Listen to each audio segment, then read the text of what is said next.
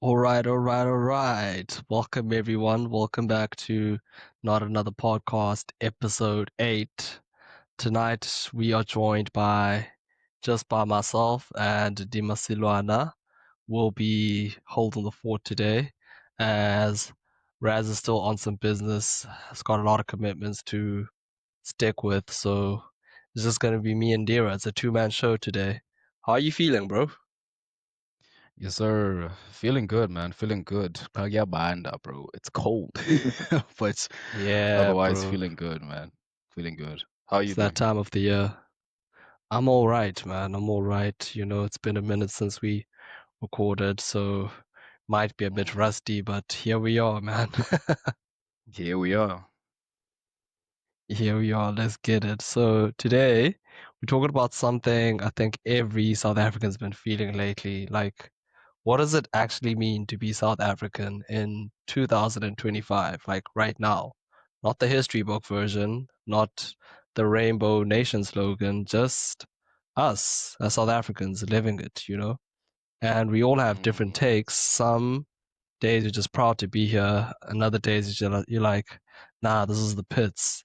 But that's the thing. It's layered. We've dodged wars. We've got our own flavor, our own chaos, and Mm. somehow it all works. So we're gonna get into all of it, man. Socially, politically, even the everyday stuff, like what makes us different from the rest of the continent, what we could be doing better, and if you had the chance to leave tomorrow, would you take it? So yeah, let's talk about it, man.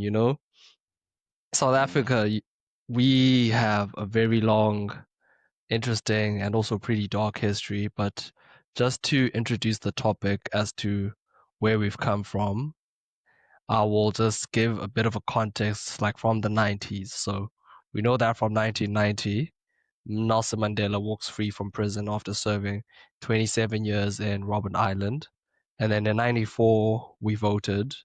We celebrated our first democratic elections in the country, and we called that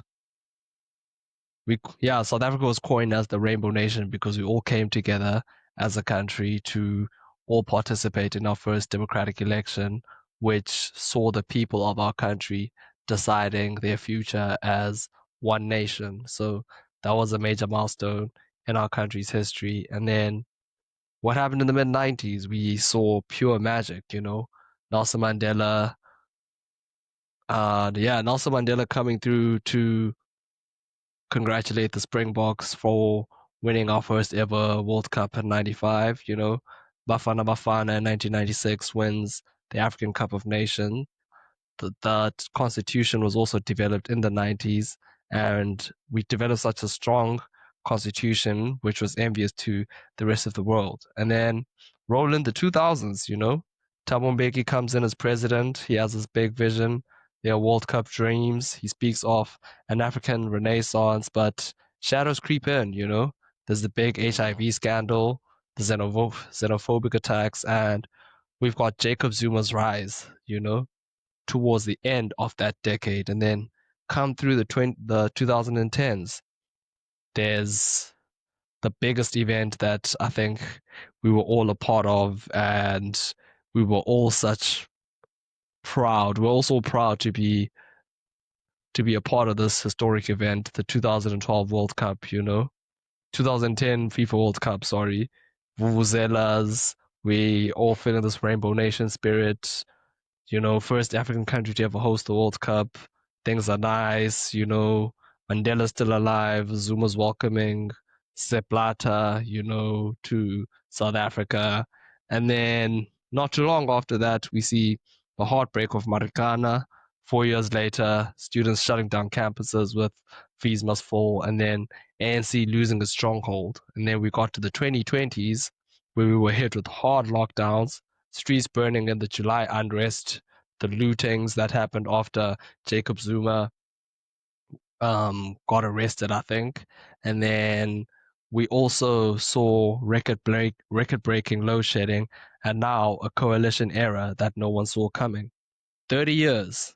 This all happened in 30 years. A roller coaster, and the ride is still going on. So tonight we're talking about it, man. And just to set the scene on where we are in 2025. I just gave a brief introduction, and these are the quick reflections on where we are like 5, 10, 20 years ago. And would you say, Ndima, we are in a better place politically, economically, and socially? Like, what would you say about that? Ooh, are we in a better place? Uh, a lot of people, I'm sure, would say that in many ways, we are because of where we come from, because of our sordid, violent, oppressive history. So, in contrast to Yeah, that, in some ways, I'm sure a lot of us would say we are technically in a better place, but we still have to remember that we have to speak from the perspective of people who live in the now, and we look around us and we see where we are. And I think a lot of people would also be able to say that objectively we are in a very bad place, you know. A yeah, lot has gone wrong. Unemployment is through the roof, especially youth unemployment, political corruption, an overburdened economy, and the impact that the COVID lockdown had on us, which I don't think we talk about enough. But anyway, but so yeah. it also just depends where in this country you are. You know, I think there are some people who could say that they're living a pretty good life, but that's not the reality for most people, unfortunately. So in some way, we're in a better place politically.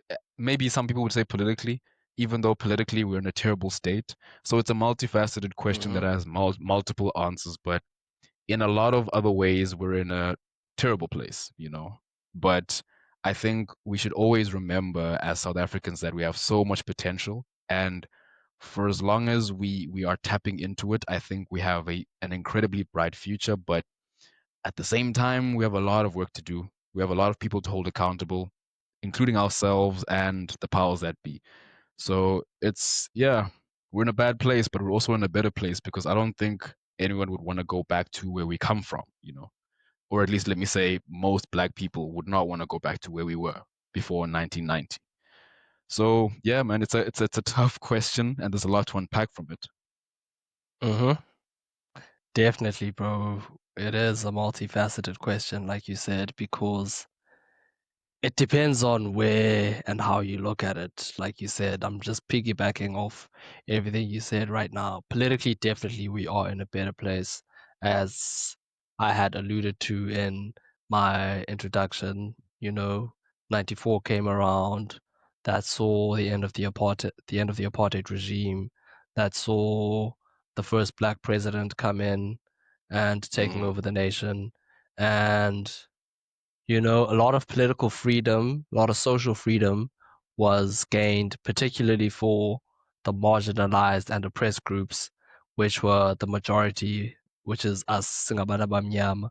So we gained a lot of mm, political freedom, but economically, again, depends on from which side of the spectrum you're looking at it from, because we all know in this day and age, like most of the things that we were promised in 94 were a dream, and we're still being sold that dream. mm, Inequality is still like through the roof. We're probably the most unequal society in the world, and unemployment, particularly youth unemployment, is through the roof. We're standing at about 46% youth unemployment, about which is insane. 33%. That is insane, you know.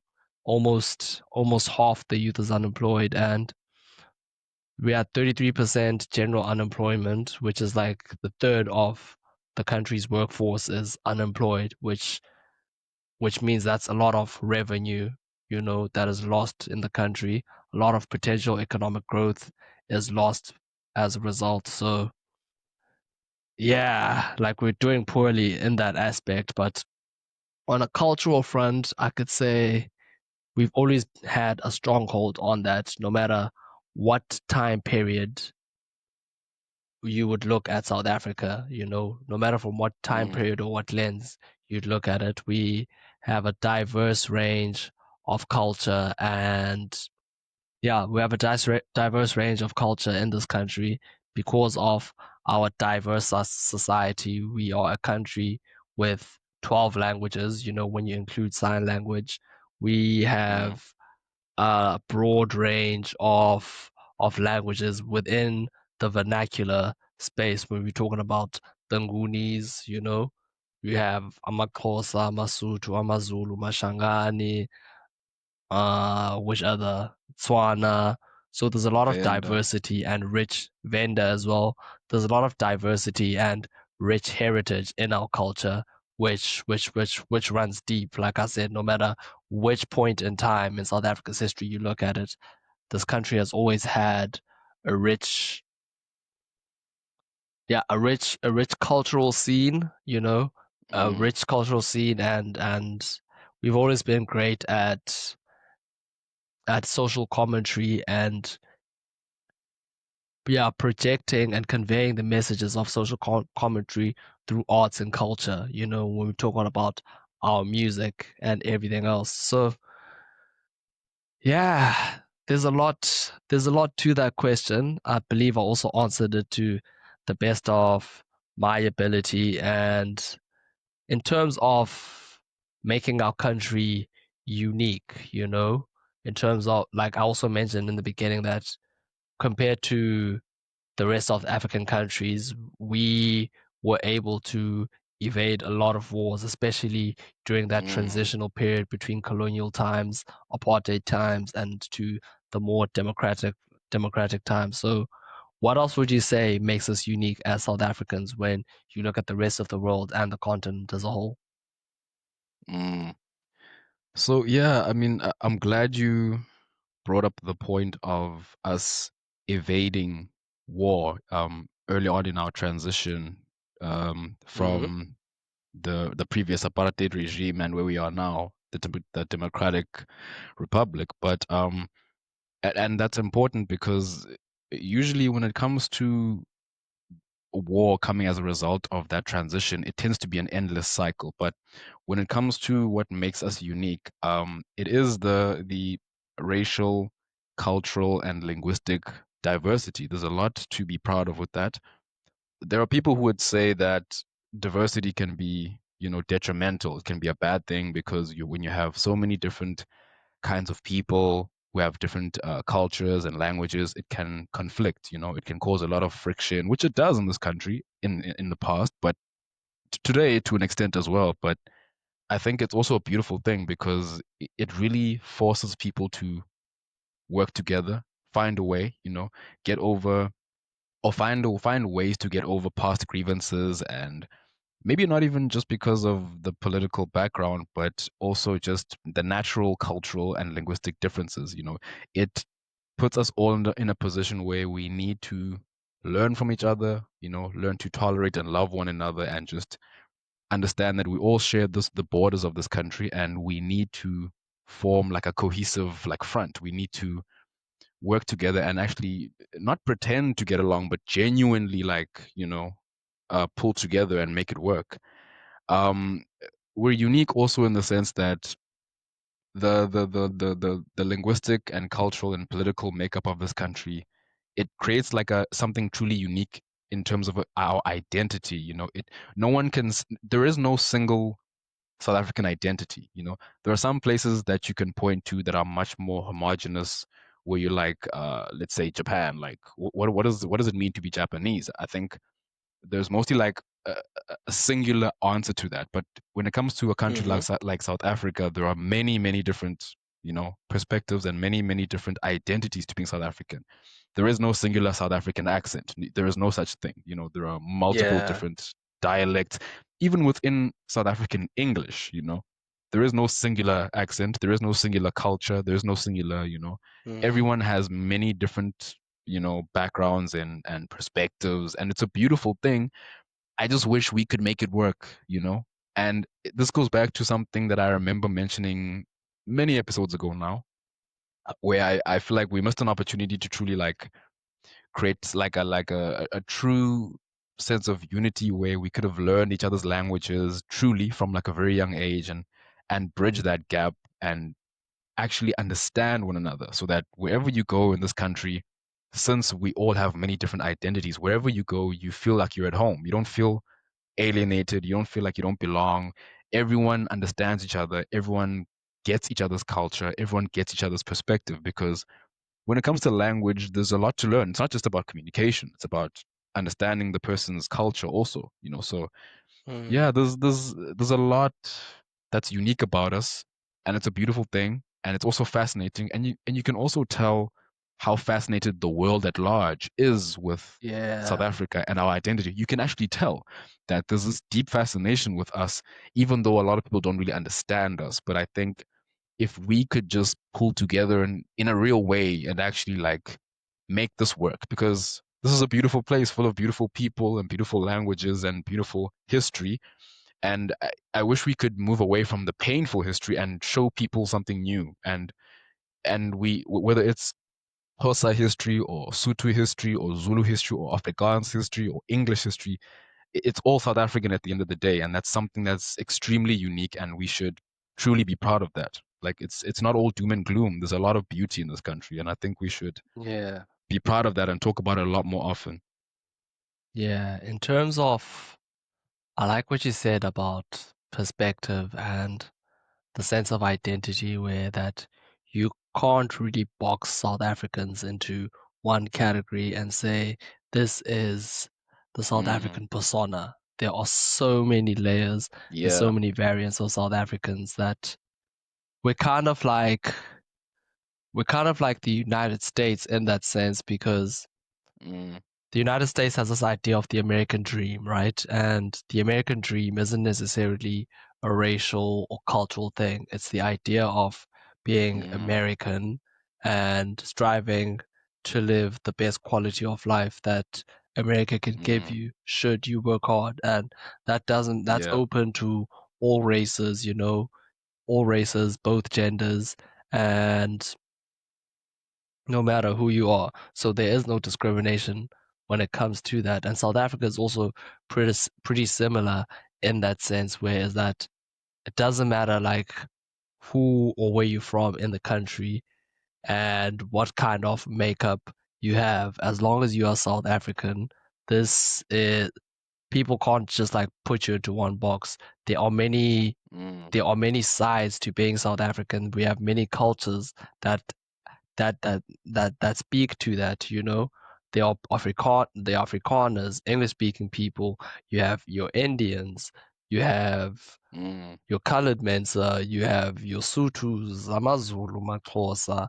Like we are this beautiful nation made up of beautiful people, and when we come together in in spirit of being South African, we our potential is really limitless as how far we can go in the country. And in terms of this diversity and yeah, in terms of the diversity and our national identity, what would you say comes to mind when we speak about some of the great contributions we as South Africa have made in this world, just pushing the South African brand forward? What do you think, mm. Yeah, one thing that I think we can all acknowledge is that this country is full of talent, man. Like, whether you're bro? talking about entertainment, whether you're talking about sports, whether you're talking about politics, music, and we can really tell that it's had even a global impact.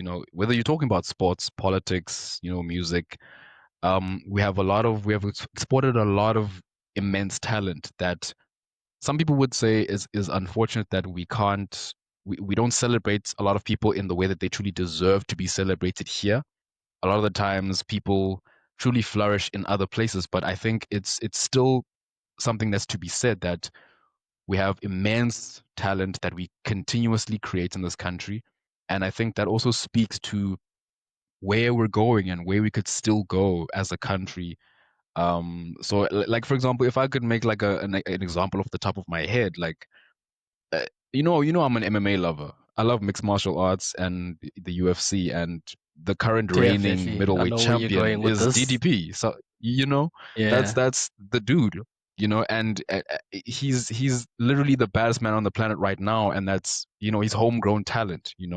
Just one of the examples. Hmm. Obviously, there are the much more well-known examples like Tatu Mandela, Springboks. you know, exactly the Springboks. There is Miriam Makeba, rest in peace. And there's so many different examples of people that we can truly be proud of and say these are people who come from this very soil, and Yeah. that will always be something that we should cherish, and we should be proud of that, and we should aspire to that. Sometimes we should not forget, but prioritize the talent and use it as inspiration for where we can go, regardless of our problems. Mm, Look at how much talent we create, and look how much more we can create if we actually like buckle down and really, take the future of this country seriously. yeah. And in terms of you mentioned is it Drickers, ne? The guy, DDP. Yeah, yeah. Yeah, Drickers. So like you mentioned Drickers in the MMA, you mentioned also the Springboks, which is truth be told the crown jewel of this country, bro. Like back to Mm, back, back to back World Cup wins, one of the yeah, I think the first sporting code in our country to ever really claim like a big major international trophy like the World Cup, mm-hmm, and the fact that mm, we've been so good at rugby for so long and so consistently, mm, and even though we've had our pitfalls and ups and downs here and there, once we saw the transformation of rugby in our country in terms of bringing in more black players, we saw how much improvement the Springboks actually got. We have a guy like Kusia Kolisi who mm, before, let's say, yeah, before like 2019, no one outside of like your you pure rugby fan, like South African rugby fan, really knew about him, and also like the international guys who watch rugby, they knew about him. But mm, after 2019, like he became more than a rugby figure in our country. He became a symbol of hope, a symbol of mm, resilience and one of the shining lights and one of the leaders of the youth in this country, mm, because this is a guy who came from almost nothing, came from dude. yeah, one of the most underdeveloped places in Port Elizabeth, and shot up to the very top of the world, bro, becoming the first black Springbok, right? The first black Springbok captain to win two Mm, World Cups, like back to back, first black. And mm, you have a guy like that as well, like on the sporting front, who is South African and also like a black South African who has really done something that's never been done before, and that he's gonna be remembered forever. And then you have also a guy, Temba Bavuma, in cricket, bro. Here's another here's another iconic sporting figure, bro, who just made a name for himself and who just cemented a legacy in terms of being mm, the first black, the first black South African captain for the Proteas.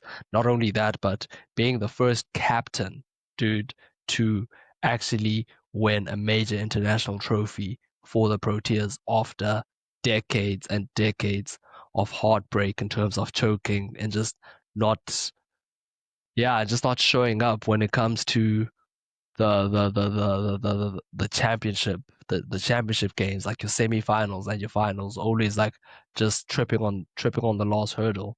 And this is a guy who led a team and they finally got it done, mm. and that is a major, major, major milestone in our country. And so that's on the sporting front, like on the cultural front right now, we have people like Tyler killing it in the music scene.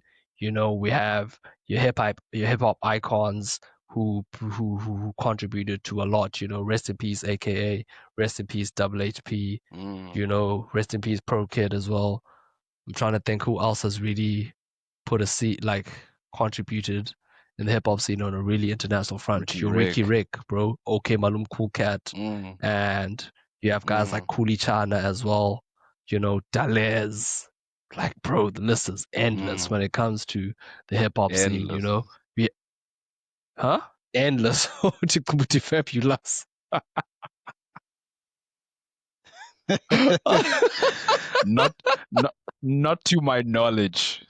But I did not say fabulous. No, I thought you said fabulous, bro. So that's why Nah, I nah, was like, what? nah. But yeah, Mm, bro, like, yeah, so many icons like really pushed the culture forward, you know? And then you also have like your iconic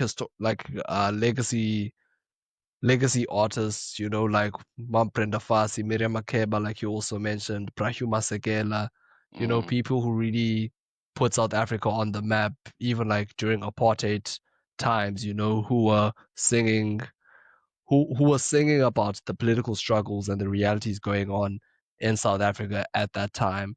So what are some other things, right, you would say that you love about being South African, and where else would you think we could really take this forward? Because there's some other things that I'd like to discuss within this aspect of the conversation.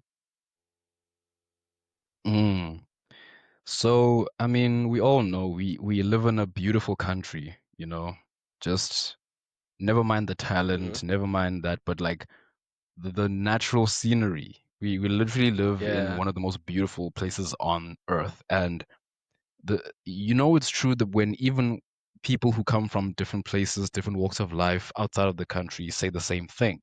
It's a true marvel. It's a dare I say a God-given gift that we live on such a beautiful spot on the earth. But I also really, really love that we have beautiful people, you know. We have beautiful women in this country. And it's one of those talk things that I about think it. if you were to leave the country, you truly miss the beautiful women. You know, I genuinely, it's something that's worth staying for. It's definitely something worth building for. Something So worth staying for. it is, because can you imagine Nah, going to another facts. country? And look, I'm sure of course, there are beautiful women all over the planet in different shapes and forms, but are they quite like South African women though? Like, can we say that? Like, I would truly, truly miss the side of our ladies, but that's not like the most important thing. But I just think we have a lot to fight for. We have a lot to build for in this country. That's just Yeah. natural. That's just, you know. And what was your the other question? Can I just say something, bro? Like, right now, ladies, Yeah. if you're listening, this man is scoring a lot of brownie points from y'all. It's not even. It's not even that. Nah, I'm I'm joking, just. bro, because the I'm women, just. I'm just yeah. stating facts. Nah, but Mm, now, honestly, like speaking on the women's side, bro, like you hit the nail right on the head, bro, because yeah, no, we have a diverse range of beautiful women. That's the other thing. It's not just listen. like a one, or just like a one group or batch of women that are beautiful, like on all Hmm. ranges, bro. Like there's a reason, like South African women compete in like your Miss World beauty pageants, and we have like Hmm. winners like consistently. You know, might not be year in year out, Hmm. but every other year there's a South African woman who has won that. So it's facts at the end of the Hmm. day, man. We got really beautiful women, and we got really beautiful women, beautiful scenery, you know. We got beautiful wildlife, you know. We have the Big Five. That's something Hmm. beautiful to always be proud of. You know, we've got the Kruger National Park where people from all over the world, bro, come and view our beautiful scenery, view our animals. You know, we have the garden route along the Eastern and Western Cape, that Knysna, George, Plattenberg area. Hmm. You know, you've got the Table Mountain, you've got Durban, Mpumalanga Nai is also a Drakensberg. sight to behold, like Drakensberg as well. You've got the Eastern Cape, and there's just so much to be proud of. And my follow-up question was what do you think we could do to improve, right? And what are some things we Mm. could learn from other countries, particularly our our neighboring countries in the continent? Mm.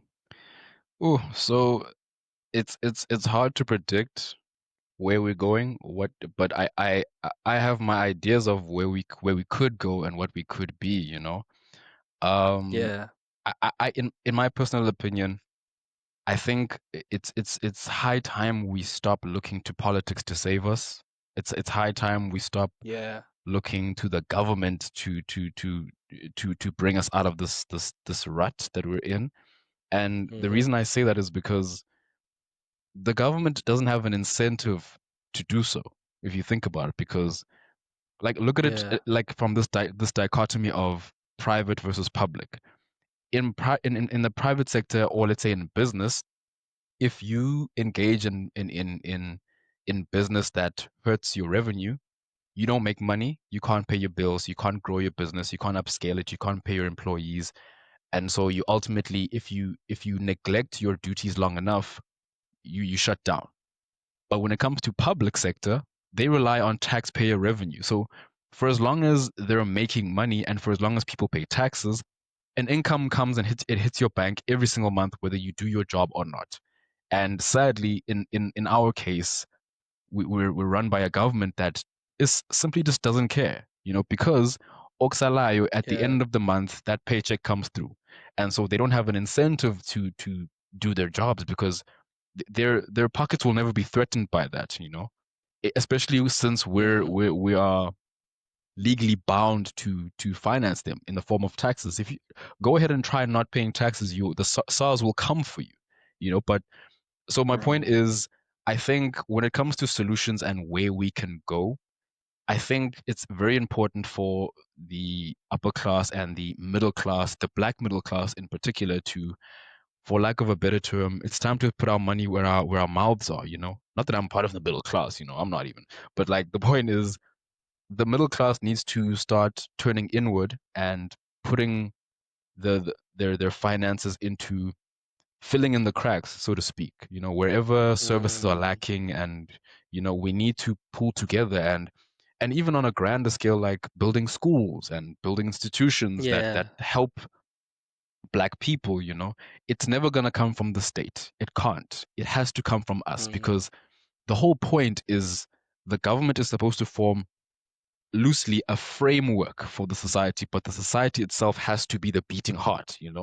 We have to Mm-hmm. be the ones who build. We have to be the ones who continue to innovate. Like the Mm. examples, like your, is it called the Solidad University? I mean, where a bunch of Afrikaner middle class people came together and pulled their resources and built a school institution from scratch. Those are the things that we need to emulate and that we need to do. And that's the only way we can start to prepare for the worst. And we need to do Mm. that when it comes to education. We need to do that when it comes to infrastructure. We need to do that when it comes to energy, water, you name it. Because what's the point of having what is known as a newly developed black middle class if it's not putting its money back into its own communities? So Yeah. that's one way I think we could start to sort of turn the ship around, because Yeah. it has to be us. We have to prepare, because the day will come where the ball drops completely, where we reach the point of no return, and we have to be ready when that day comes. We can't constantly look around and sisongizandla and say, but government. We have to prepare, be ready. Load shedding, if it's load shedding, then put your money into solar energy, and not just for your family, but like communities have to come together and put their money together and build that infrastructure. If we're complaining about the Yeah. education in this country and public education, put your money where your mouth is. You're the black middle class. Come together and find a way to build institutions that will work for your children and your children's children. So it's just one of the few ways that I think we should be moving towards. We need to move towards Yeah. self-sustainability as South Africans. We can't keep we already we Yeah. look around and we can see what's happening. We understand, okay, the government is ruining things. The government is facilitating the downfall of this country. What are we going to do about it? That should be the question. Mm. Damn, my phone just dropped. Anyway, damn, let me just pick it up right quick.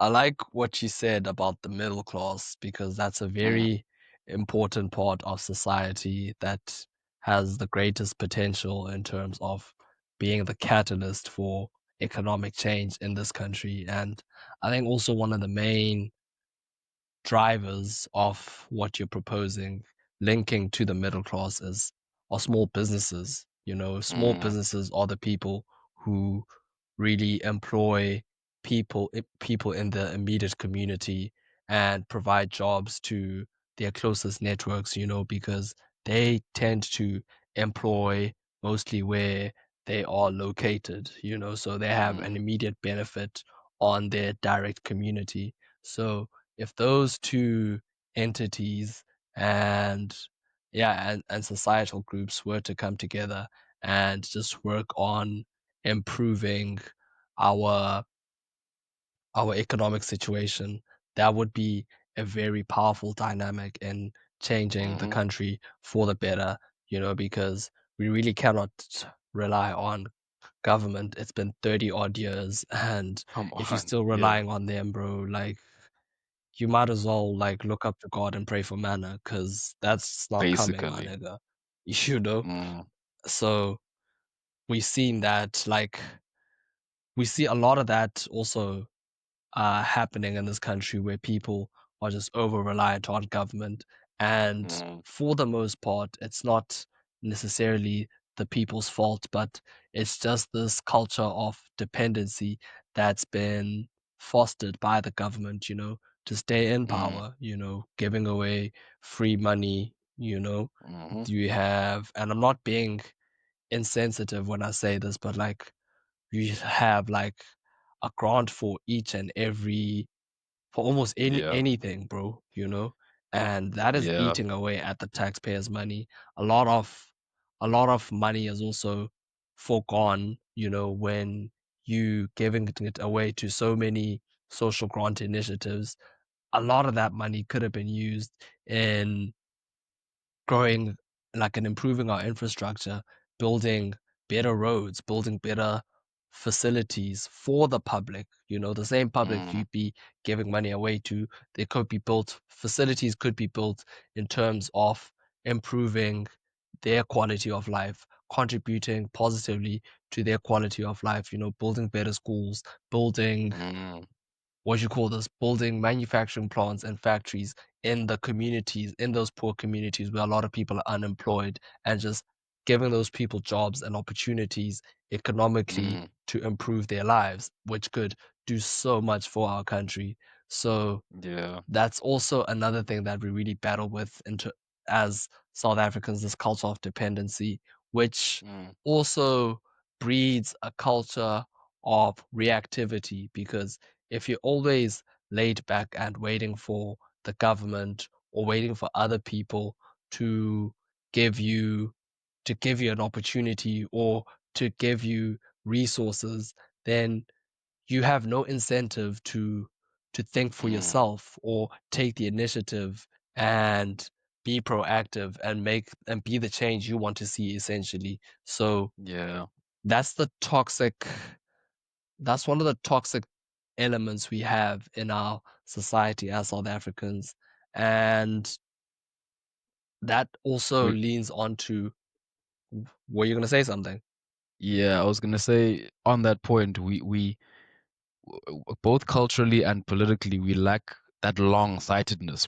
We lack that Mm, long, that vision of, I can't remember what the saying is exactly, but basically this culture of working towards a future that you're not going to see because you're doing it for your children. Other countries yeah. have done it successfully. Like Botswana is a good example. Singapore, these countries were able to build from the ground, because they had this long-sighted vision of we're building for the future. We're not reactive. We want to create a sustainable future for our people, and you can't do that without strong, accountable, leadership. Mm-hmm. Nah, keep Mm, talking, bro. You cooking, you yeah. cooking. No, yeah, yeah. Just like to talk about like Botswana, for example. Botswana, Yeah. compared to the vast majority of all the rest of the continent at large, they're one of the very few examples of countries that have enjoyed like relative consistent economic like stability. They have a thriving economy, and currently it's pretty much fueled by their lucrative diamond industry currently. And they were able to do that because of what is known as the three Tikhosi, which are like the three tribal chiefs. I think they were around in 1895. Ne? What they did is that they went to, because at the time I think they were still under British colonial rule, and Mm-hmm. the three of them went to Britain, and they implored their help to keep Cecil John Rhodes' British South Africa Company at bay because they were a threat to basically absorbing the country itself, and they were basically Mm, threatening, or not threatening to, but there was a huge threat of essentially an apartheid state being created in Botswana because of Cecil John Rhodes. And what these three chieftains did is that they went to the British and they got their protection so that they could actually start to build the groundwork for the country's future.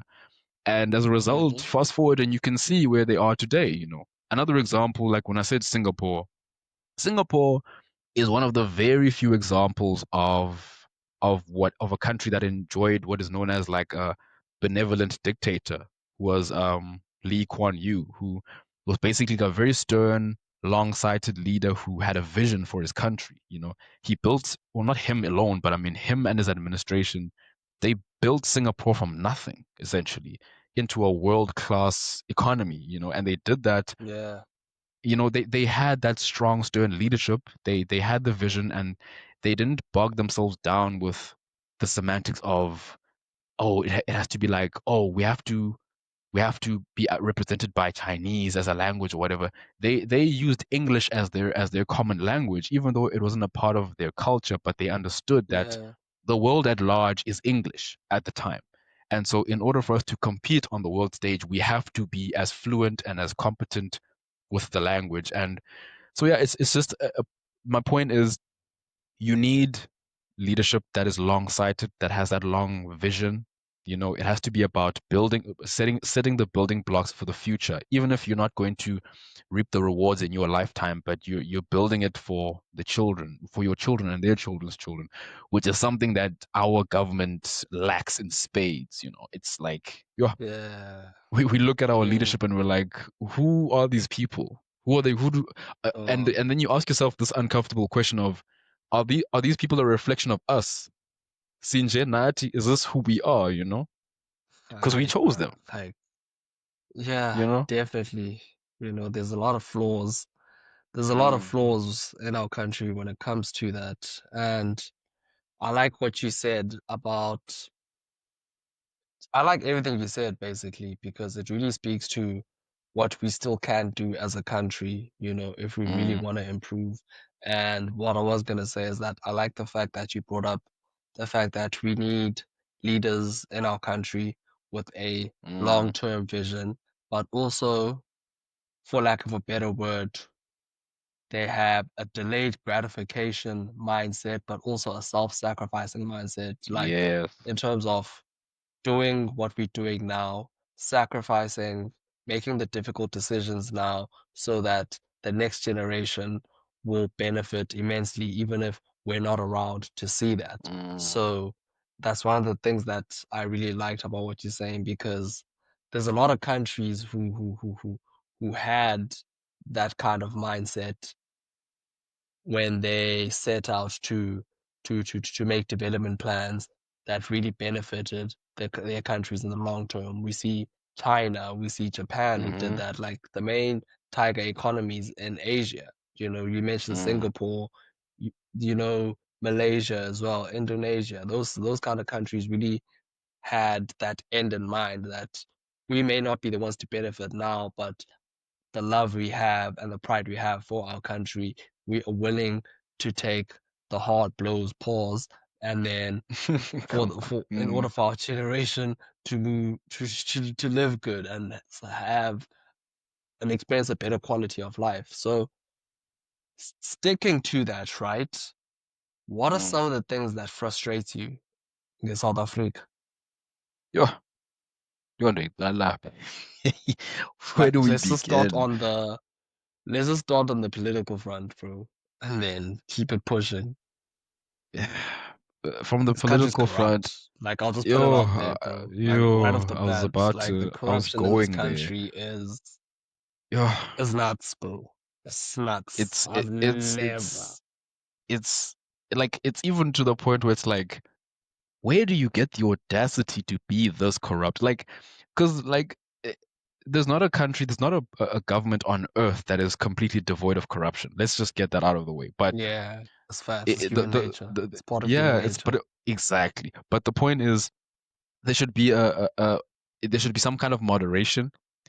If you want, if there's gonna be corruption, fine. But at the end of the day, make sure that the society itself functions and that it's continuously innovating and developing, and the average person eats and they're a part of this innovation and prosperity. Our government, it's almost like it's the pure embodiment of gluttony, like pure corrupt greed. And it's like, so when it comes Bro, to things that frustrates me, it's the endemic, dare I say, even cultural corruption, bro. Because like it's even normalized to the point where we laugh about it and we make jokes about it, and it's everywhere. because of course it's everywhere. And it's infecting every part of our lives. You know, the Yeah. corruption, the lack of dignified leadership, you know, and from that, Kengoku, what we are seeing around us is this development of apathy. People don't care anymore, bro. It's like Mm, Aban Bagoti, we've given up. And you see it seems to be more prevalent in the youth, as far as I'm concerned. It feels like, yeah.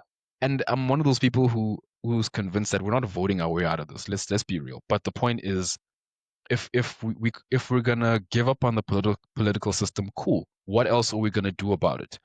And we have to Mm, be active as the youth in some form. You know, if we're saying, okay, the system was corrupt, can we not say, okay, cool, then what are we doing about it? What else can we do? I feel like I'm not seeing that. It's like we're so beaten down and just we've given up and bro. we've quit, but instead we're putting our energy into the wrong things. Like we drink and we groove and we siapecha and all these things, bro. And it's like, Ah, can you imagine, Virgil, if we put all this energy into actually shifting the needle in some way? I don't know how. I'm not gonna act like I'm the expert, but bro. Can I if we just add could, something to if what we, you said? yeah, Yeah. yeah, yeah. Mm, Like in terms of this apathy that we have, bro. It's like, can mm, I tell you what it looks like from my perspective? mm, It's like, dog, like just our generation. It's like, here's the narrative, if I could put it that way. Ah, mm, dog, we had Mandela, we had Steve Biko, we had all these old guys from back in the day fought against mm, apartheid. They did the legwork, mm, we got our freedom, so yeah, it's polility, we can chill. We don't really have to mm, care about like politics like that. mm, There's not much of an interest because I don't know, man, what you can do to really, really push against the struggle, we're mm, facing as South Africans, particularly us as the youth. I think we had our one great fight, which was Fees Must mm, Fall. And then people just got tired after that, bro. It was just like, it was this one major battle. And then after Fees Must Fall, just a number of other deep issues came up. And we're just like, dog, like, we're fighting a losing battle here, bro. Where did We that fight energy this one. go though? Like, That's what where I'm did it go? saying. Where This is did what I'm saying. Like, do you remember that fever, that like energy that the youth had for the fees must fall? Whether you agreed with it or but this, not, whatever. But the point is, where did that energy Mamela, go? Mm, this is what I'm saying. It's like after we fought Feast Must Fall, bro, so many other things popped up. Oaks just got tired, bro, because it's like you fight this one thing, you overcome it, there's another one. There's state capture. Now Ngupanazi. This is like, yeah, I'm 14, COVID, yo, Ngapa. So, yo, what the fuck? We have so many yo, battles in front of us. Oaks just got yo. disenchanted, bro. This is We are this is what I see, bro. we are tired, bro. We are We're just tired. But like tired, at the bro. same, I think though we need to remember that, guys. This is, and not to be dramatic, but like it's a matter of life and death. This is Bro. this is our world. Like this is all we've got. Yeah. If we fuck this up, or if we let it get fucked up, we have nothing else. Not everyone can afford to jump ship and move Mm. to another country. Most people, the vast majority, Yeah. cannot. So Why don't we have this energy of we need to fight for this? Because like Abana, when you think about the impact of corruption from the government level, Mm, technically these are crimes against humanity when you think about it. These are bro. these are these these are crimes against humanity because the corruption and the looting, it all causes the poor especially to suffer. Whether it's joblessness, whether it's a mental health crisis, whether it's just people who don't even have a roof over their heads. These are crimes against Bro. humanity, bro. And we're just out here like, nah, we'll just drink it off. We'll just drink it off. It's fine. We'll just go to Yeah. groove. It's like, tingy black. It was about grand. Just it's like, why are we so Yeah, bro. defeated? Like, what's happening? Like it's just the state of the way things are, bro, you know? Mm, Like there's just so many factors that contribute to this apathy because you have poverty, you mm, have you have poverty, you have a rampant crime issue, a serious crime issue going on, you know, you have HIV and AIDS, you've got youth mm, unemployment, the education system is pretty fucked up, there's just mm, so much, dog, that contributes to this deprivation, like this economic deprivation people experience. It's just that it just makes people, it just takes away the energy because also like on a mental level, it's draining, bro, to be dealing with mm, so much. And if you have like one outlet that helps you escape that, no matter how toxic it might be, bro, you find yourself leaning on that. mm, Hence, things are the way they are in this country, and it's really sad because another question I wanted to ask is like when you look at the youth, right?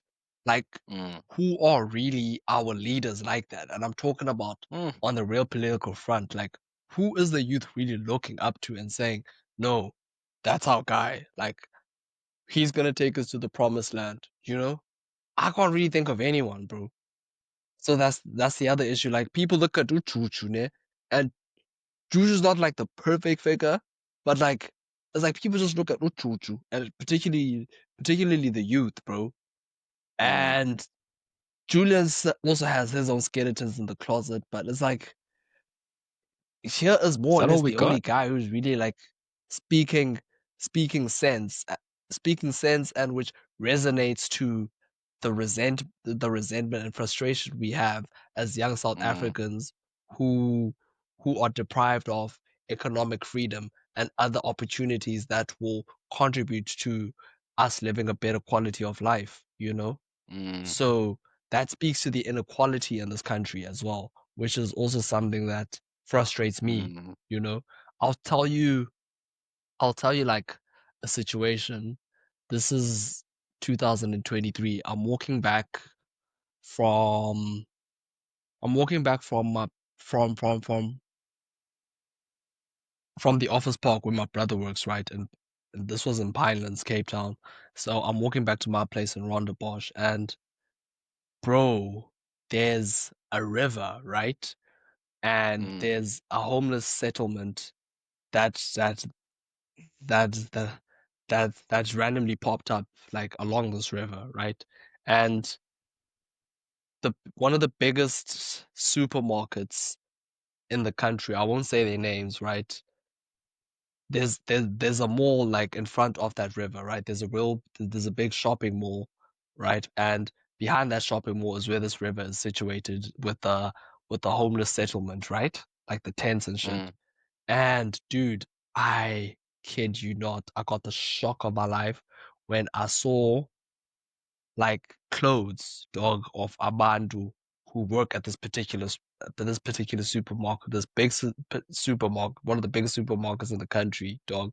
I saw their Mm, uniform hung out by the river, and it shocked me mm, because you're telling me that there are people who work at this place, maybe as cashiers or trolley workers, who live in these tents just because they can't afford rent in an affluent area in Cape Town.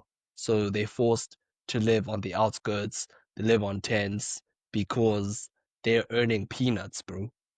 Mm. So that's one of the things that really shocked me to the core and really opened my eyes to the reality of South Africa's inequality. Like we're a Mm. real unequal society, and that speaks to a lot of problems and social ills that we experience as South Africans. So that's one of It's the things bad, that man. frustrates me, bro, you know? It's really, And really it speaks bad. to yeah, and it speaks to what you were saying about corruption, you know? Corruption sucks away those resources that could have been used to improve the lives of the most vulnerable, which is the poor. So it's Mm. one of the things that frustrates me in this country. But on a more societal, generational front, when it comes to like the youth, right? And the social scene, and like you talked about drinking and everything, but I think Mm. also another thing that frustrates me in this country when you speak to that, I'm gonna be a bit controversial here, hate it or love it, I don't really care, but people in this country, bro, really promote, entertain, and validate a lot of dumb shit, bro. Like I'll just say it. Talk about it. And bro, I mean it's everywhere, dude. You see on social media some of the things that pop up on your feed is just like, how the hell is this enriching my mind or the next person's mind to become a better person, bro? Like, you don't lend us a phone. Mm. Like, there are Mm. so many times I could either scroll through TikTok or Instagram. I'm like, yo, make this make sense, bro. What is this cock, bro? And it's a cultural thing, dog. And that's one of the things that really frustrates me about this country. Like some of the things that you also see on TV on social media is just trash. It's either like it's drama, people tearing each other Mm. down, or the latest celebrity scandal, people are being torn down or cancelled on Twitter or your various Mm. social platform. And it's like that type of those type of things thrive in our society, bro. You know? Mm. So that's one of the things that really frustrates me. How about you? What do you think about what I said? You know how much I dislike like how much like you made a great point about how much we entertain dumb shit in this country. And Mm-hmm. you know how much I dislike that channel called Mocha Love. Oh Like my god. I can't stand that shit. And listen, we can have our entertainment. It's fine. Like we all like to switch off our brains from time to time and enjoy. So it's fine. But when Yeah, that becomes the prevailing source of entertainment, not just Moja Love, but I mean, even on social media, the stuff that we entertain, it's like, guys, and people like historically running away from the impact that entertainment has on culture. It is Culture is literally downstream from entertainment.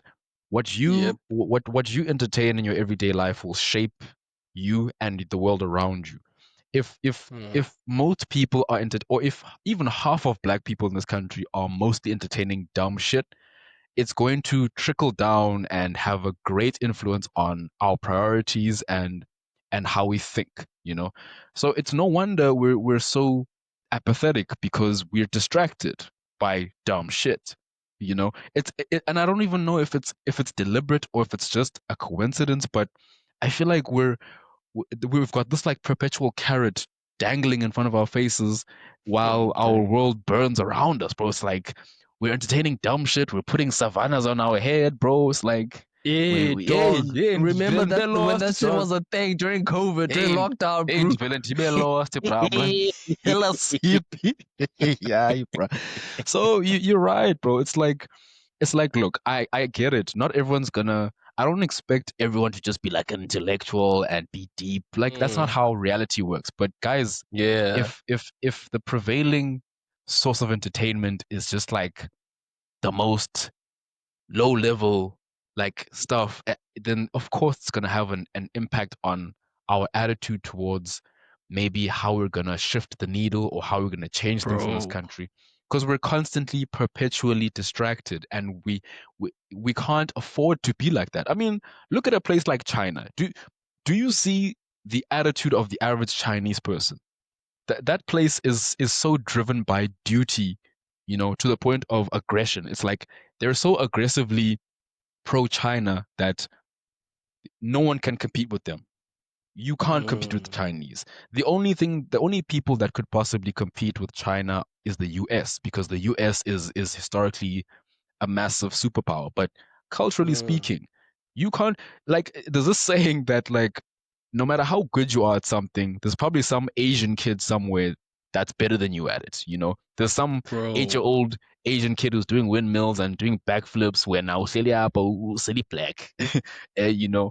So it creates a contrast of, like, guys, we need to be more duty driven, man. Like, it's okay to be Mm, entertained. It's okay to consume some fun. It's cool, but your priorities, where are your that can't priorities? be the main thing, bro. It can't, and we can't afford that, because we are in a dire situation. We can't be sitting Bruh, around as if sebumnandini okoko. Like, come on, like, where's that, like, gusto bro. that we had, like we said earlier about, like, the fees must fall thing. It's like, sure, we have 1,000 problems and people have lost their energy, but, like, yo, we can't afford to chill. It's like, what are we what are we gonna do? Like, Bro, what's the plan? Where's the attitude? bro. Where's the drive? Where's that Nah, Nigerian let's. attitude that we should have? What is the Nigerian attitude, Gogo? No, no, I mean, no, I just mean that hustle culture. One thing about Oh yeah, Nigerians, yeah, bro, is yeah. they have that, like, unparalleled hustle culture, and that's why they're And so they're hyper relentless, successful. bro. They're relentless. When you put Yeah, take a Nigerian outside of Nigeria and put them anywhere in the world, and they'll outperform almost anyone. Where's that attitude in us? that used to thrive back in the day, bro. That attitude, vuvuzenzele, you know. Mm, And another thing that I would say I don't really like as us as South Africans is that we don't really support people trying to do their own thing or mm, carve out their own lane and really do something innovative. It's always having to wait until something is popular that we mm, jump on the bandwagon and start supporting people. And in some societies, it's different, bro. Like innovation, self-determination, self-reliance is promoted.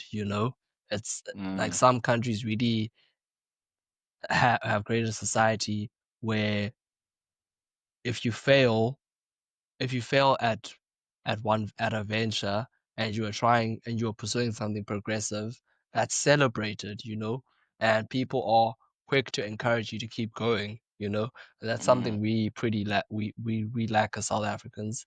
So those are some of the things that I would say we can do better as a nation at, and sticking to like the dumb things people like entertain in this country. Like, what is something like that you could think of that is like, yo, like really, like, like Nyane, really, this is a trend, bro. Like, I can't really think of anything at the top of my mind, but like that Savannah on the head thing was really wild, bro. Because I remember during COVID, dog, it was mm, such a thing.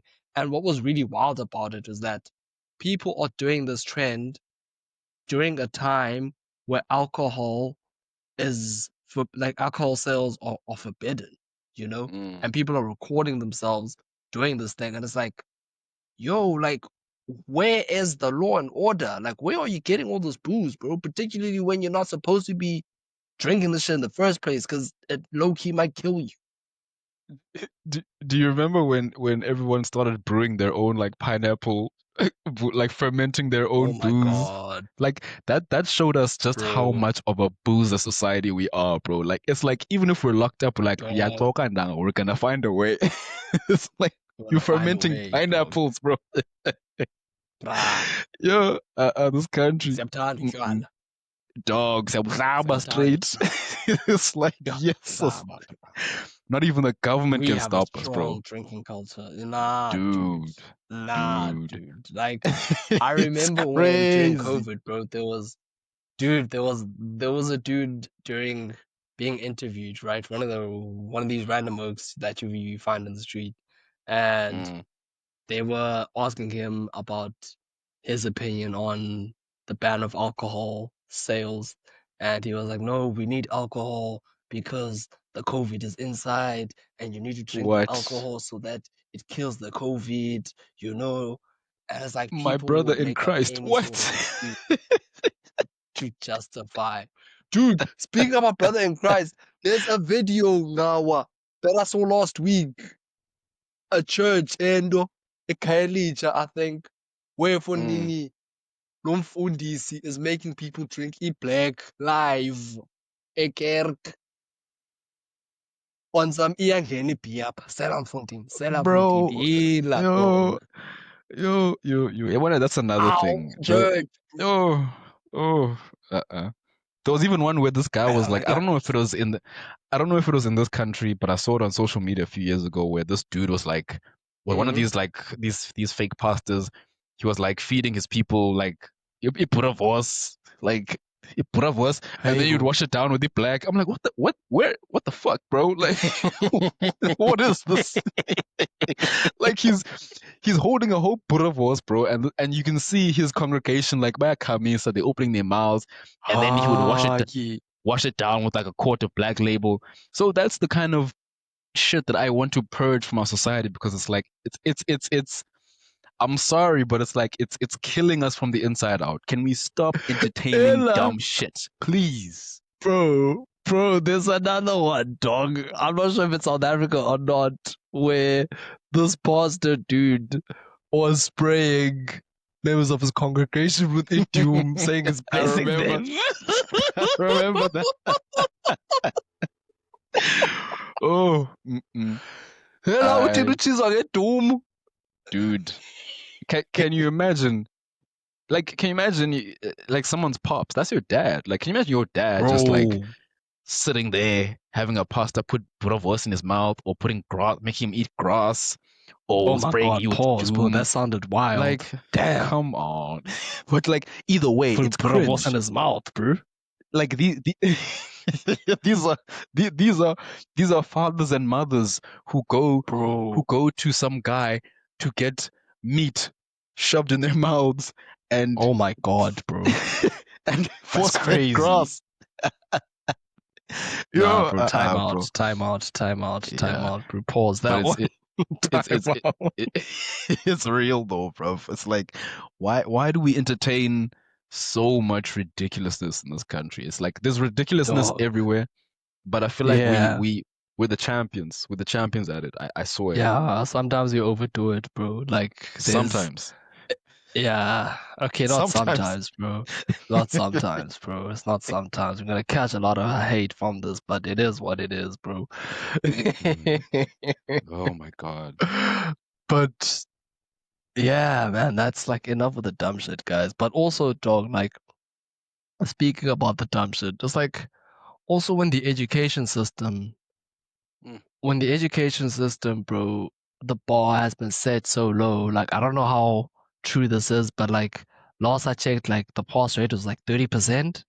Like what are you teaching Last the I checked youth, too. bro? You know, what are Nothing. you teaching the youth? Like it's okay to accept mediocrity, not even mediocrity, that's below mediocrity. Far It's below. it's okay it's okay to set the bar as low as you can, you know? Mm. So You know, like, like there's something that was revealed to me a few years ago when I worked at this other school. Ne? It was mm, one of those completely state funded schools. Ne? I won't mention the school, mm, but it dawned to me that a huge number of these children are not only are they being educated in a terribly structured system, but the kids there's no incentive for kids to work hard. And then mm, at the same time, the kids that fail at school, it's about pushing quotas. It's not about actually educating the kids and making sure that they actually meet the standard. yeah, It's about like you have the kids who actually who fail the year or fail the term or whatever, but they'll be condoned because the government has a quota that they have to meet. You're by bro, law. I'm not sure if it's by law, but like we were basically it was nailed into us that like we have to push these kids through because the quota itself has to be met. It gone by it's about bro, the quota and not about the kids. It's not about the empowering or educating kids, the kids. It's about, oh no, we need to meet this number. Even if they failed, no, push them through. The amount of kids who, for example, in grade five most are 11-year-olds, right? Mm-hmm. For example, the amount of kids who were far, far like above their grade age was insane. You would find Mm-hmm. kids who were 13 in grade 4. You'd find kids who were 15. It's insane. So it's like there is no incentive for kids to actually be empowered and actually educated and work hard because the system says, well, Yeah. you can do the bare minimum. It's okay, which it's not, Yeah. obviously. But it's like, It's and re- then yeah, that yeah, that trickles out into the larger society. It's like, of course, academic excellence isn't prioritized, and you can see it sometimes, a lot of the time. As much as there are a lot of bright, highly intelligent kids who work very hard out there, even kids abasuka makayeni who are struggling, but they push out mm, distinctions every single year. But it feels like there's not nearly enough of that. We need more of that. We need more kids who work hard despite their situation and who are inspired to work hard. Even if the pass mark is 30%, these kids are getting distinctions. Why aren't we seeing much more of that? And why aren't we seeing an incentive for more of that in schools in this country? It's like kids are being set up to fail forever. kids are being set up to fail, bro. And I just worry about our competitiveness and job readiness when you step into the job market because, like it or not, bro, we're competing in a global job market right now. And Hmm. if we're promoting this kind of mediocrity and just, for lack of a better word, bro, just these low, low standards, like you're setting up Mm, South Africans, an entire generation of South Africans, to mm, fail, which will see a recurring issue of joblessness, crime, and other various issues and social ills in our country. I think mm, another thing that frustrates me about South Africa is the racial divide, mm, and the continual the continual legacy of apartheid, not necessarily in a structural or economic front, but on a more social and political front, especially on a social front. Like there are many, many cases of racism, hate speech, you know, xenophobia, and mm, just general discrimination of one over the other, which is really, really terrible and puts our country in a bad light, which is why you find a situation of like Trump talking about the South African white um, supposed genocide because of the racial issues that we have, because that sorry about that, that gives room for people from all over the world to come up with bad interpretations and narratives about South Africa, mm, which are totally misinformed and can easily spread like wildfire and put us in a bad light where people and other countries don't want to do business with us. They don't want to come visit our country and they don't want to deal with South Africans because we are a society of of unequal races, and we're a society filled with so much conflict because of our dark past and apartheid, and the fact that some of these social ills that we thought we left behind mm, when the dawn of democracy came up are still prevalent to this day. You still find incidents where you have white people wearing blackface, or you have also incidents where kids in schools are being bullied because of the color of their skin, or you mm. have instances in universities where a certain race is given preference in terms of like yeah, is given preference in terms of like uh getting more marks than the other group, where you find like a particular group is given more marks for their projects or for their results, and other groups are put to the side, don't benefit, So there's a lot of prejudice, racial issues that I really, really don't like about this country, which I feel is Mm, something that we really need to deal with, like from the root cause, because until we solve that issue, we will always, always, always be in conflict in this country. yeah. I just I don't like that there's this like, and as much as there's an exaggeration, like when you brought up the whole the claim of like white genocide, whatever, but like there's this Mm-hmm. perception from the outside world of racism in this country that's often unfounded, but it does exist. But the point is, I don't like how we as a society don't trust each other. I don't like it.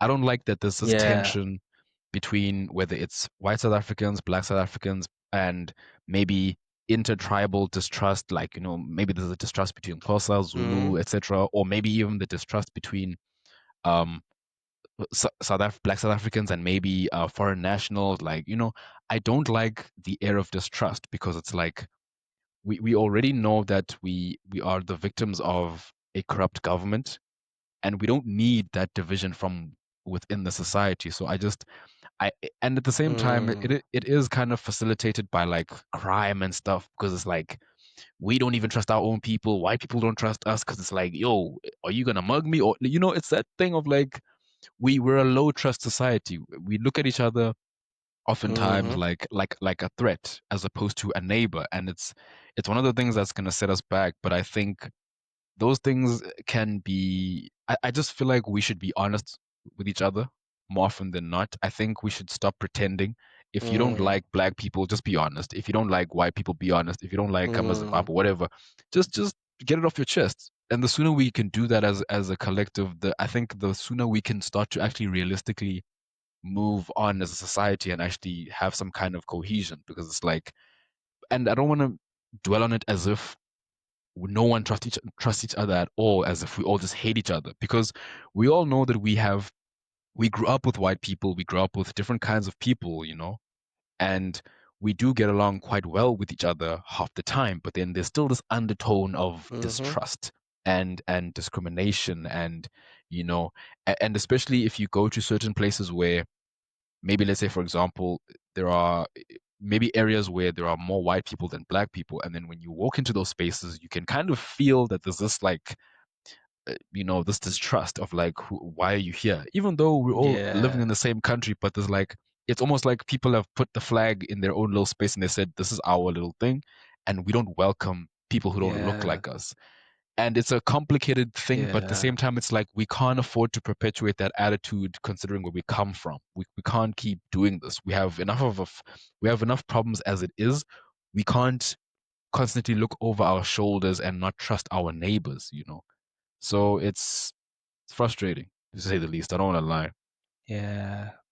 And the tension gets real thick, bro, in those spaces where you can feel that you're not welcome here. Like the tension Mm, gets real thick, bro, and you just feel that, yeah, nah, bro, your kind is not welcome here. They don't want you here, be it at mm, a bar or a neighborhood, bro. So that's one of the sad things that we as a country need to look deep down into mm, ourselves, or look at ourselves in the mirror and just face whatever bullshit, man, that we need to deal with, because until we change ourselves individually, nothing will change. And mm, yeah, I think another thing before we wrap up this part of the topic, something that frustrates me about South Africa, bro, like for the longest of time, and I feel like I speak for everyone. Load shedding, dog. Yeah, load shedding was pits. dude. Load shedding just speaks to everything wrong about this country, bro. Oh Yeah, my God. the Can't even pits, keep the bro. lights on. Bro, like, Mm. It's been a yeah, while though. like, dude, it's been a while. Like, do you know how much money and just economic growth forgone because of Mm, load shedding? Like, for the past 15 years, bro. If you think about if we never ever had load shedding, how far we would have been as an economy. Like that's dude. crazy, bro. It's insane. Yeah, like it speaks to the instability, man, the structural instability and the corruption in this country. But considering that it's been so long that we've actually had load shedding, like ngathi ndiyimincile ngoku, I'm waiting for it to come back. It's like when are we gonna go back to Bro, that? don't Because it's like jinx it, we're dude, we're so not used to stability to being stable, you know? Every single day we have electricity. What's going on? When is the ball gonna drop? bro. It's like when is the Can I tell you big what this speaks announcement to, gonna bro? come? Mm, Dog. Can I tell what this speaks to? Just how deeply traumatized we are as South Africans generally, bro. Because yeah. it just feels too good to be true, bro. You got PTSD. And that's just like on all fronts. Like it just feels way too good to be true, dog. The Yo, lights are on. and that's Something's just like on wrong. everything. Like something is wrong, bro. The lights are on. For this long, something is up. Also, like Mm, we're deep in winter, bro. Like we're approaching mid-August, and there hasn't been load shedding. mm-mm. Nah, Something's dog. wrong. It's like we're in an But abusive relationship. something is wrong, bro. And when you finally Yo, break free and you're in this new environment, you're like, nah, dog. You actually go back to the dude, shitty environment you were in because, like, this is way too good, bro. Like, I just can't dude. handle this. This is too good, Like, dude, are we gonna start missing the darkness? Or we be like, nah, we need the lights to go off. bro. This is too good to be true. Bro, yeah. Let me Just to mine. just to just to get a shake of reality. Let me mine. Let me make Mm-mm. switch. This is too wholesome. What the fuck? We're traumatized, bro. We got PTSD. Traumatized, bro. Yeah. Traumatized, dog. We are so traumatized. Like, and that's not just load shedding, bro. It's just like on a number of things. South Africans are generally traumatized, bro. Whether it's Mm, GPV, just crime, this sense of mistrust you spoke to, dog. It all comes from just what we've been through as South Africans, bro, and what we constantly mm, go through. We're a society that lives in fear, like in perpetual fear, because of everything that happens in South Africa, in our society. When we talk about the social ills, like we're traumas, bro. Like yep. we're generally traumatized as South Africans, dog. And speaking about everything we spoke about, right? When you weigh the pros and cons, would you leave South Africa, you know, or Mm. not? I mean, I almost did, but I when I think about it, I'm like, now that I have perspective, I mean, if I had the chance now, I would definitely consider it strongly. But when I think about it, though, it's like a lot of the many parts of the world are no longer how they were. You know, there's a lot of parts of the Mm, world that are not as they're not as what's the word I'm looking for? They're not appealing. the land of milk. Yeah, they're not the land of milk and honey that they used to be. A lot of Western places are currently in a Yeah. state of decline, actually. So, and Mm, not that the West is the only place you can go, but my point is, mm, sometimes it's not always the best idea. But if people, if expatriating is within your abilities and it's the best thing for you, go for it. But me personally, for now, I want to stick it out, for as long as I can. But it's a complicated question when you actually think about it. But if I had the chance, it depends where we're talking about. But I'm yeah. telling you, I don't know how true this is though, but I've heard a lot of different accounts of people of South Africans who have immigrated to different countries, whether it's the US or maybe somewhere in Europe or Asia, etc. And a lot of them talk about how much they miss home. And it's not just like it's Mm, not homesickness, but it's just how different and in some ways how inconvenient the places that they've moved to are. How hard it is to assimilate culturally. So, sometimes the economy isn't as great as you thought it was going to be. Other places, the taxes are really high. So it's mm, like, would I go if I had the shot? It depends on the check. But yeah, I think yeah. I'd rather stick it out for now, man. I love this country. I won't lie. As much as we complain, we get on our part and we complain. I love this country, and I think South Africans in general, we are a very proud people. We love this country as much as we complain Hmm. about it all the time. But we want to see things work, you know. And I think many South Africans we want to see it work. We want to witness it. We want to be here when things eventually start to turn around for the better, you know. I do want to still be here for when things Definitely. turn around. I am maybe it's just that idealist in me that's left where it's like I still believe in this place, man. I want to see it thrive. I want to see it tap into its full potential because we want to be proud of this place. We want to be proud of our people at the end of the day. Definitely, bro. You know when you said I still believe, I thought of that Mariah Carey song, like I Oh still my God. believe. Oh my God. Someday you and When did we me. enter Mariah Carey territory? It just came to mind, bro. It Yeah, and just came to mind. I But thought you were gonna say something profound, God. Yay. Mariah Carey. nah, come on, dude. Come on, dude. Come on, dude. But like honestly, what I was gonna say, bro, like yeah, I still believe.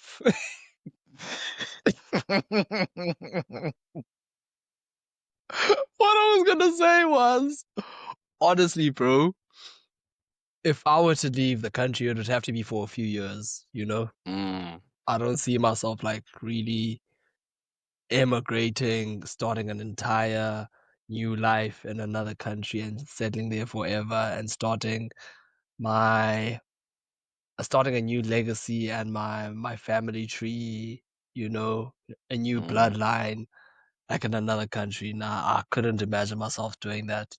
For a few years, definitely, I want to explore the world, you know. yeah. And yeah, if the right opportunity were to come around, yeah, I'd definitely consider it like strongly. Mm, And what else was I gonna say? Yeah, like there's a lot to love about South Africa, you know. We are a very proud nation of people, you know. South Africans are strong, strong, strong patriots. You know, we're a very patriotic country and we have a lot of reasons to be proudly South mm, African, you know. Our sport we are one of the most competitive sporting nations in the world, you know. If you speak mm-hmm, about our rugby team, you speak about our swimming, and also like sports people don't really pay attention to, you know. Like we have like a great set of golfers. We saw like who was who was there when Trump was speaking to Ramaphosa. You had Ernie Els and mm, who was the other guy, Retief Goosen, you know, yeah. world-renowned golfers. We also have like very great athletes in the track and fields like Akani. You have Wade van Niekerk, you know, the guy who broke Mm, the 400-meter world record in the 2016 Olympics, got a lifetime deal with Nike. You have Casta Semenya, you know, people have been doing her dirty, but she still finds a way to be resilient and push through the hate. Our women's national football team is doing well, you know. mm, So on the sporting front, you have a lot of great things, you know. You have great figures, like cultural figures, really, really putting South Africa on the map, you know. Trevor Noah, mm, you have Tyler, you have Siya Kolisi, you know, those are the people I can think of at the top of my head, you know. yeah. We have yeah, man. On the music front, you know, we have so many musicians, bro. Rest in peace Mm, to Zahara as well. Ladies Nick mm. Black Mambazo, Once Upon a Time, really, you know, Black Grammy winning coffee. artists, bro.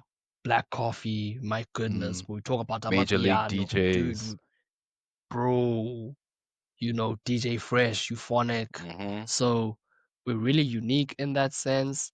And South Africans really know how to laugh through the darkest of times, bro. Like our sense of humor as South Africans is unmatched. Unmatched, bro. Like we can laugh about anything, bro. Like things could be falling Right. apart and someone will crack a joke, which the Bruh. entire country will laugh at, you know. You know, I mean, during the COVID times, bro, like every time Ramaphosa would make an announcement, that was called a family meeting, bro. Oh We my find God. ways to get together as a Mm, country and have that sense of community. And we find like nation building initiatives in some of the most random places and in some of the most trying times, like COVID. We call that a family mm. meeting whenever the president would address the country, you know? When We've people gotten saw, together, bro. We come together like people have really come together ever since General Mkwanazi broke the news of what is really going on in our judicial and criminal system, and people are getting behind this man as to protect this man at all costs. So yeah, we as South Africans really find a way to like band together and just be there for each other for the most trying in the most trying times, and that's something I really really admire about our mm, country, which really makes me like find things worth living for, It's not all bad, not all good either. But just to wrap it up, man, it's like trying to think what else we could think about. Like, what would you say are some realistic changes that could make a big difference in our country if you could be president for like 30 days, and you had like absolutely no restrictions to yeah, your authority and your power, and any legislation would be put into effect like that very moment, that would like change the course of our country. yeah, yo. Let me give you the vanilla version. So I think first and foremost, I think we need to do away with the tender system. Yeah, suddenly Hmm. a bunch of tenderpreneurs lost their minds. But anyway, yeah, we need to we need to undo the tenderpreneur system. We need to go back to the drawing board when it comes to implementing BEE. You know, Hmm. we need to make government smaller, so that the economy Yeah. can breathe. Let small businesses do what they do, cut the Hmm. red tape, fix the public healthcare system, um, totally reinvent the education system. Like there's so Yeah. much we need to scrap when it comes to it's not just about the standard like the 30% pass mark. It's so much bigger than that. Like we need to reinvent Mm. our education system to work for today. We need to equip kids with the world as it is today. um Whether people like it or not, we need to protect our borders. It can't be a free for Definitely. all. Sorry, not sorry. It can't be a free for all. No thriving country. Xenophobia. Oh, you no thriving country on earth does not secure its borders, because you have to vet and account for the people who live within the borders of your country. It's as simple as Yeah. that, you know. What else is there? And just like I think yeah, like I think that's pretty much it when it comes to the most important things, unless I'm missing something. But I think yeah, Mm. if I were to be president for that amount of time, I think those are the things I would prioritize. Also we need to bolster up SAPs, fix our police Yeah. service. It's one thing to have laws, but if we're not enforcing them, we are cooked. We can't grow as a Hmm. country if everyone's looking over their shoulder, if everyone's afraid of their neighbor, if everyone's afraid of being mugged and hijacked. We need to see a presence of law enforcement in general. We barely even see police officers on the streets patrolling, enforcing the law. We don't see that. I don't know about every other city in the country, but I feel like we're not seeing a police presence of people who are enforcing the law.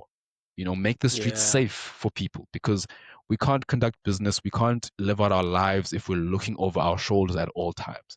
And one more thing, I think I would change our um, firearm license laws. I think the laws don't work for the average South African. I think they work to protect criminals. It doesn't work to protect the people who are simply trying to protect themselves and their families.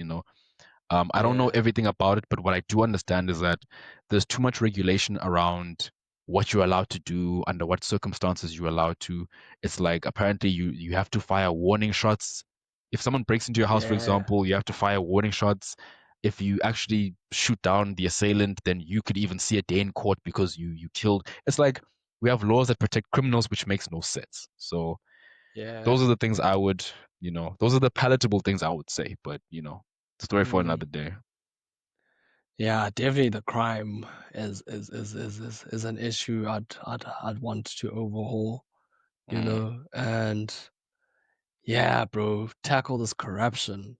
Like, yeah, mm, if I had that amount of power, bro, like mm, every corrupt official and just anything within the that just smells like corruption, bro. I'd do my best to root it out. I'd mm, also I'd also like implement stricter crimes on hate speech, you know, hate Stricter laws. speech, discrimination, you know, any like racial slurs or anything like that. I put stricter laws based on the fact that we come from a very, very traumatizing and dark history when it comes to apartheid, you know. We've come too far to still tolerate racism, you know, and bigotry. So I'd have way stricter laws on that. I'd also,